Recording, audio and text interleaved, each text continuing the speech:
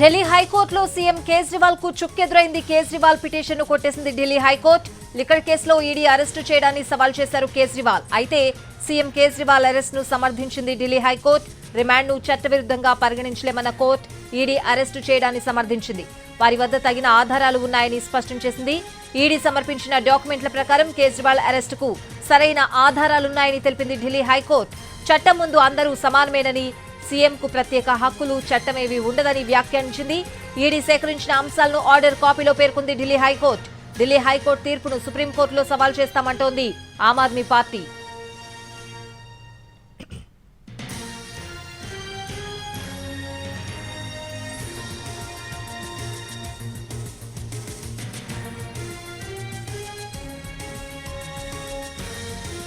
ఢిల్లీ, పంజాబ్ లో ఆ ప్రభుత్వాలకు నష్టం చేయాలని చూస్తున్నారని అన్నారు ఆ పార్టీ నేత సౌరభ్ భరద్వాజ్.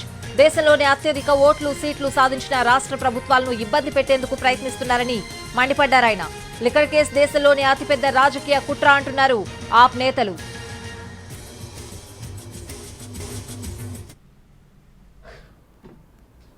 जो तथाकथित एक्साइज केस भी हुआ है,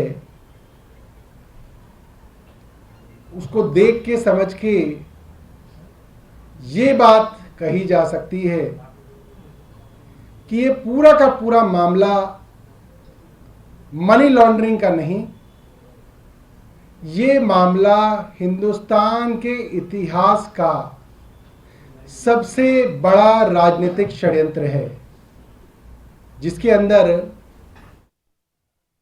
हमारा वजन थोड़ी कम हो जाएगा। अगर मेरा 2-3 किलो वजन बढ़ गया तो हमारा प्रचार अच्छा कर रहे हैं कि आम आदमी पार्टी वालों को इसका फर्क नहीं पड़ता जेल वेल में जाने का। आप अगर हमें प्रताड़ित करेंगे, आप ईश्वर से ये प्रार्थना करेंगे कि नहीं भाई इनका नाश हो जाए, तो ईश्वर भी तो है न्याय करने के लिए, वो अपने तरीके से न्याय करता है, वाहिगुरु जी अपने तरीके से न्याय करते हैं, तो हुआ न्याय। संजय जी, बीजेपी जहां भी जाने की कोशिश कर रही है, चाहे हरियाणा हो चाहे पंजाब हो, उनका विरोध देखने को मिल रहा है, तो क्या लगता है कि उनके कर्म है इसके पीछे, उनके कर्म इसके पीछे कारण है। अगर आप देश की जनता से लगातार 10 साल तक झूठ ही बोलते रहेंगे तो आप बताइए आपके साथ कैसे लोग फूल माला पहनाएंगे। आपने कहा 2 करोड़ नौकरी हर साल देंगे, तो 20 करोड़ नौकरी मिलनी चाहिए थी 10 साल में।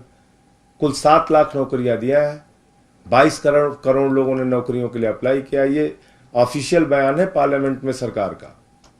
आपने कहा साहब हम 2022-15 अगस्त तक सबको पक्का मकान देंगे। कहाँ गया पक्का मकान आपका? आपने कहा काला धन लाएंगे। क्या हुआ काला धन का? आपने तो काला धन को बढ़ावा दिया।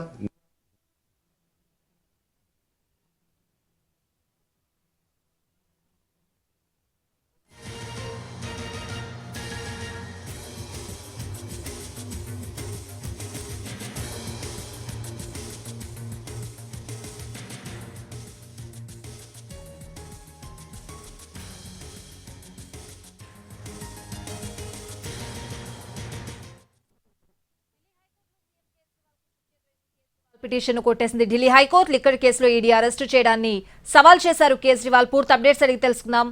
ఢిల్లీ నుంచి మా ప్రతినిధి రాజు లైవ్ లో సిద్ధంగా ఉన్నారు. రాజు, స్వాతి, ఢిల్లీ ముఖ్యమంత్రి కేజ్రీవాల్ తన అరెస్టును, అంటే ఈడీ ఏ విధంగానైతే అరెస్ట్ చేసిందో అరెస్టును, దాంతోపాటు ట్రయల్ కోర్టు కస్టడీకి పంపించినటువంటి అంశాలను ఛాలెంజ్ చేస్తూ ఢిల్లీ హైకోర్టులో పిటిషన్ వేశారు. గత 3వ తేదీన దీనిపైన విచారణ జరిగింది. అయితే జస్టిస్ సర్వకాంత శర్మ దీన్ని అటు రిజర్వ్ చేశారు, తీర్పును ఈ రోజు వెలువరించారు. అయితే తీర్పు వెలువరించినటువంటి అంశంలో మాత్రం చాలా కీలక అంశాలను ఈ సందర్భంగా పేర్కొన్నారని చెప్పుకోవచ్చు. ఒకవైపు అంటే కేజ్రీవాల్ వేసినటువంటి ఛాలెంజ్ పిటిషన్ ను కొట్టివేస్తూనే మరోవైపు కేజ్రీవాల్ చేసినటువంటి ఆరోపణల విషయంలో జడ్జి గట్టిగానే కౌంటర్ కూడా ఇచ్చారు. ఏదైతే రాజకీయాలను జోక్యం చేస్తూ రాజకీయ అంశాలతో పాటు ఈ చట్టాలను ముడిపెట్టడం సరైనటువంటి అంశం కాదనే విషయాన్ని కోర్టు స్పష్టం చేసింది. ఎందుకంటే కేజ్రీవాల్ తరపున సుదీర్ఘ వాదనలు ఢిల్లీ హైకోర్టులో వినిపించినటువంటి అభిషేక్ సింఘ్వి ప్రత్యేకంగా కేజ్రీవాల్ ను రాజకీయ జోక్యంతోనే ఈడీ అరెస్ట్ చేసింది, బీజేపీ కుట్రపూరితంగా కేజ్రీవాల్ ను అరెస్ట్ చేయించింది, కేంద్రం ఈడీని పురిగొల్పి కేజ్రీవాల్ రానున్నటువంటి ఎన్నికల్లో ప్రచారం చేయకుండా ఆమ్ ఆద్మీ పార్టీని ప్రజల్లోకి వెళ్లకుండా చేసేందుకే ఇటువంటి ప్రయత్నాలు చేశారు. ఒక ముఖ్యమంత్రిగా ఉన్నటువంటి వ్యక్తిని ఏ విధంగా అరెస్ట్ చేస్తారు, ఇక్కడ ఈడీ ఎటువంటి రూల్స్ పాటించలేదు అనే విషయాలను స్పష్టం చేశారు అభిషేక్ సింఘ్వి కేజ్రీవాల్ తరఫున. సో దాంతో వాటన్నిటికి కూడా ఈడీ అదే స్థాయిలో అటు తమ వాదనల తరఫున రిప్లై ఇస్తే ఇక కోర్టు సైతం ఈ ఎన్నో విషయాలను తప్పుపట్టిందని చెప్పుకోవచ్చు. ఎందుకంటే ఎక్కడ కూడా కోర్టులు కానీ అధికారులు ఎక్కడ అటు రాజకీయ అంశాలకు సంబంధించి పనిచేయరు.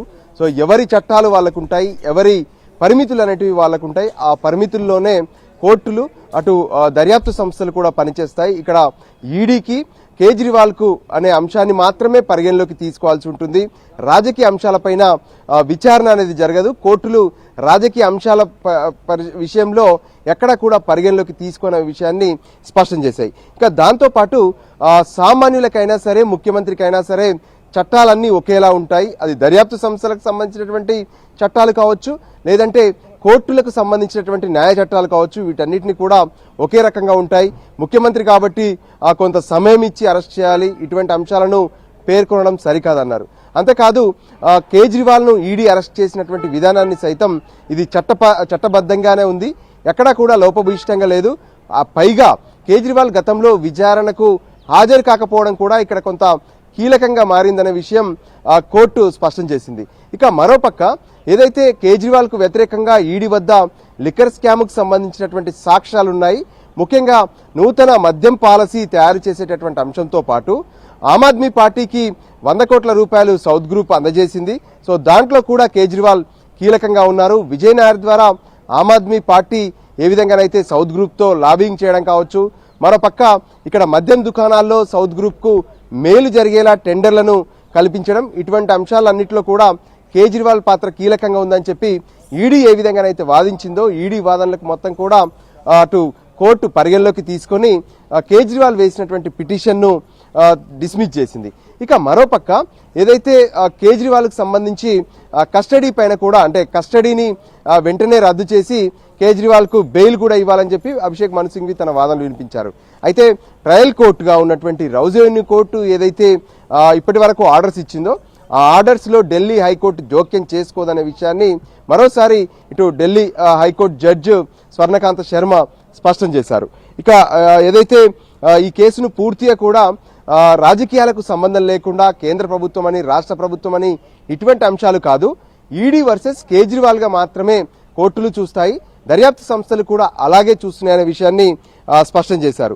సో న్యాయస్థానాలు రాజ్యాంగ నైతికతకు సంబంధించినవి, రాజకీయ నైతికతకు సంబంధించినవి కావు అనే విషయాన్ని కూడా స్పష్టం చేశారు. ఎందుకంటే కేజ్రీవాల్ తను వేసినటువంటి ఛాలెంజింగ్ పిటిషన్లో ఒక అంశాన్ని పెట్టారు, రాజకీయంగా అంటే ఇది పొలిటికల్గానే తనను అరెస్ట్ చేశారు, ఈడీ బీజేపీ కావచ్చు కేంద్ర ప్రభుత్వం చెప్పినట్టుగానే వ్యవహరిస్తుందనే విషయాన్ని తను ఛాలెంజింగ్ పిటిషన్లో వేశారు. సో వాటన్నిటికి కూడా కోర్టు నుంచి కౌంటర్ వచ్చింది. సో మొత్తానికి కేజ్రీవాల్కు ఏ విధంగానైతే తను వేసినటువంటి పిటిషన్ను కొట్టివేస్తూ ఢిల్లీ హైకోర్టు ఉత్తర్వులు జారీ చేసింది.